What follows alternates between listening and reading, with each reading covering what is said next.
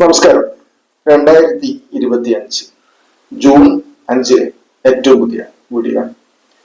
കർഷക രജിസ്ട്രിയുമായി ബന്ധപ്പെട്ട് കൃഷിഭവനിൽ പോകേണ്ട, രജിസ്റ്റർ ചെയ്യേണ്ട ആവശ്യമായി ബന്ധപ്പെട്ടുള്ള വീഡിയോ ആണ്. 2 വീഡിയോ ഇതുമായി ബന്ധപ്പെട്ട് കഴിഞ്ഞ ദിവസങ്ങളിലൊക്കെ ഇട്ടിരുന്നു.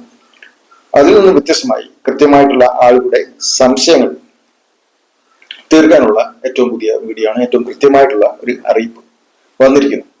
അതിന്റെ അടിസ്ഥാനത്തിലുള്ള വീഡിയോ ആണ്. എല്ലാവരും ഈ വീഡിയോ സ്കിപ്പ് ചെയ്യാതെ മുഴുവൻ കേൾക്കണം. എന്നാലേ കൃത്യമായിട്ടുള്ള ഒരു ഉത്തരം നിങ്ങൾക്ക് ലഭിക്കുകയുള്ളൂ. ആളുകൾക്ക് പലതരത്തിലുള്ള ആശയക്കുഴപ്പങ്ങളും സംശയങ്ങളും ഒക്കെ തന്നെ ഉണ്ട്. അപ്പോൾ അത് കൃത്യമായിട്ട് വിശദീകരിക്കുന്ന ഒരു വീഡിയോ ആണ്. അപ്പോൾ അതിനു മുമ്പായിട്ട് ഇതുപോലുള്ള പൊതു അറിയിപ്പുകൾക്ക് ഈ ചാനൽ ആദ്യമായി കാണുന്ന ആളുകൾ ചാനൽ സബ്സ്ക്രൈബ് ചെയ്യുക, ലൈക്ക് ചെയ്ത് സപ്പോർട്ട് ചെയ്ത് കമന്റ് ചെയ്യാനും മറക്കരുത്. അപ്പോൾ ഏറ്റവും പുതിയ വീഡിയോയിലേക്ക് വരാം. പലതരത്തിലുള്ള സംശയങ്ങൾ ഇതുമായി ബന്ധപ്പെട്ടിട്ടുണ്ട്. ഇതിന്റെ ലാസ്റ്റ് ഡേറ്റ് എന്താണ്, സ്വന്തമായി ചെയ്യാൻ കഴിയുമോ, അക്ഷയ കേന്ദ്രങ്ങളിൽ പോകാൻ സാധിക്കുമോ, ഇതിന്റെ അപേക്ഷകർ തന്നെ അല്ലെങ്കിൽ PM കിസാനുമായി ബന്ധപ്പെട്ടാണെങ്കിൽ ഇതിന്റെ അപേക്ഷകർ തന്നെ പോകണം, അല്ലെങ്കിൽ ഭൂ ഉടമകൾ, സ്ഥലത്തിന്റെ ഉടമകൾ തന്നെ പോകണമോ, അല്ലെങ്കിൽ കർഷകർ തന്നെ നേരിട്ട് പോകണമോ എന്നൊക്കെയുള്ള സംശയങ്ങളാണ് ഇതുമായി ബന്ധപ്പെട്ടുള്ളത്. ഇതിന്റെ കൃത്യമായിട്ടുള്ള എല്ലാ സംശയങ്ങൾക്കും, ഇതുമായി ചോദിച്ച എല്ലാ സംശയങ്ങൾക്കുമുള്ള കൃത്യമായ മറുപടിയാണ്. അതല്ലെങ്കിൽ ഈ വിഷയവുമായി ബന്ധപ്പെട്ട് മറ്റെന്തെങ്കിലും സംശയങ്ങൾ ഉണ്ടെങ്കിൽ, അറിയുന്ന കാര്യമാണെങ്കിൽ സംശയങ്ങൾക്ക് കമന്റ് ബോക്സിലൂടെ നിങ്ങൾ കമന്റ് ഇട്ട് കഴിഞ്ഞാൽ കമന്റ് ബോക്സിലൂടെ ഉത്തരം കൃത്യമായി തരുന്നതാണ്. അപ്പോൾ ഇതിന്റെ ലാസ്റ്റ് ഡേറ്റ് ഇപ്പോൾ വാർഡുകളിൽ ഒക്കെ തന്നെ വിവിധ ഡേറ്റുകൾ നിശ്ചയിച്ച് കൃഷിഭവൻ വഴി ഇപ്പോൾ കർഷക രജിസ്ട്രേഷൻ നടന്നുകൊണ്ടിരിക്കുകയാണ്. അപ്പോൾ പലർക്കും സംശയമുണ്ട്, അതാത് ദിവസങ്ങളിൽ തന്നെ പോകണമോ. ഓരോ വാർഡുകൾക്കും പ്രത്യേക ഡേറ്റുകളാണ് നിശ്ചയിച്ചിരിക്കുന്നത്. ആ വാർഡുകളിൽ തന്നെ അതേ ദിവസങ്ങളിൽ പോയിട്ടില്ലെങ്കിൽ എന്തെങ്കിലും പ്രശ്നങ്ങൾ സംഭവിക്കുമോ, PM കിസാൻ കിട്ടാതെ പോകുമോ, അല്ലെങ്കിൽ ഭൂമിയുമായി ബന്ധപ്പെട്ട മറ്റെന്തെങ്കിലും പ്രശ്നങ്ങൾ വരുമോ എന്നൊക്കെയുള്ള പലതരത്തിലുള്ള സംശയങ്ങളാണുള്ളത്.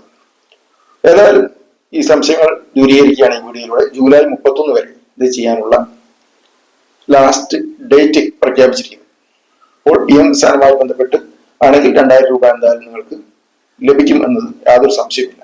ജൂലൈ 31 നിർബന്ധമായും രജിസ്റ്റർ ചെയ്യണം എന്നാണ് കൃഷിഭവനിൽ നിന്ന് അവർക്ക് ലഭിച്ചിട്ടുള്ള അറിയിപ്പ്.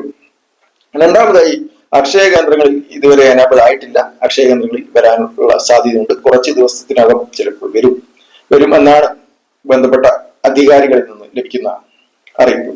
പിന്നെ സ്വന്തമായി മൊബൈൽ ചെയ്യാൻ സാധിക്കുമോ എന്നുള്ള ചോദ്യമുണ്ട്.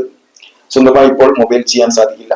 ചിലപ്പോൾ ആപ്പ് മുഖേനയൊക്കെ അല്ലെങ്കിൽ മറ്റെന്തെങ്കിലും വെബ്സൈറ്റ് മുഖേനയൊക്കെ ചിലപ്പോൾ വരാനുള്ള സാധ്യതയുണ്ട്. എന്തായാലും ഇപ്പോൾ തന്നെ ഓടിച്ചാടി പോകേണ്ട, അല്ലെ തിരക്കിട്ട് പോകേണ്ട ആവശ്യമില്ല. അപേക്ഷകർ തന്നെ നേരിട്ട് പോകേണ്ട ആവശ്യമില്ല.